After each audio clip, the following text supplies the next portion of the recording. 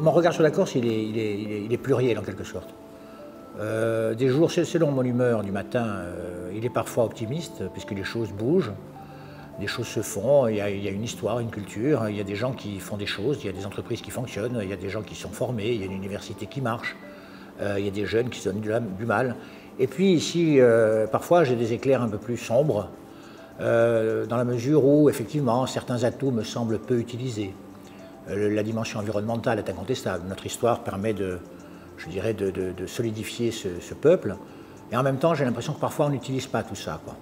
Et vous savez, un atout à une table de cartes, si on ne le joue pas au bon moment, il ne sert plus à rien. Donc parfois j'ai l'impression qu'on a des atouts, mais on ne les utilise pas forcément au bon moment et au bon escient. Donc il y a toujours un goût d'inachevé. Alors peut-être qu'on est peut-être trop exigeant, ou je le suis trop exigeant, et je rêve d'une Corse d'excellence, sans aucune prétention. Mais en même temps, parfois, je me dis qu'on est aussi un peu le pays des occasions loupées. Je trouve que, par exemple, la dimension environnementale mériterait d'être promue à un autre niveau qu'elle ne l'est aujourd'hui. On peut être fier, quelles que soient les circonstances, de ce qu'on peut proposer aux autres. La première condition, c'est d'avoir la volonté de les proposer, évidemment. Dans ces cas-là, si on n'a pas envie, évidemment, ça ne marchera pas.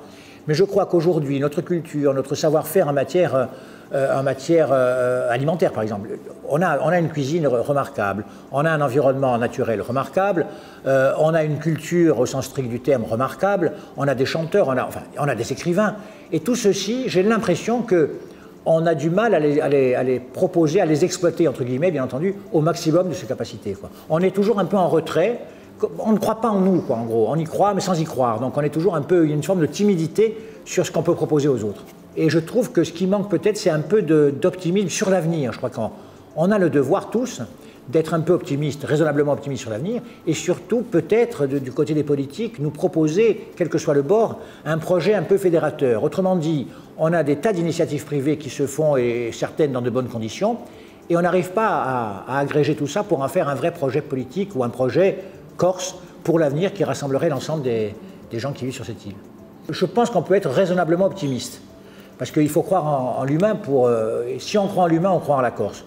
Mais la seule réserve que j'y mettrais, c'est qu'on a de moins en moins, plus le temps passe, moins on a de temps, si j'ose dire.